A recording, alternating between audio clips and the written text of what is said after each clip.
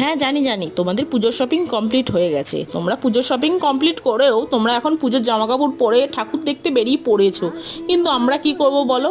আমাদের দুর্গা ডেলিভারি হবে, তারপর কি আমরা মার্কেটিং করব, তারপর কি আমরা সেই জামাকাপড় পরে পুজো ঘুরতে বেরাবো।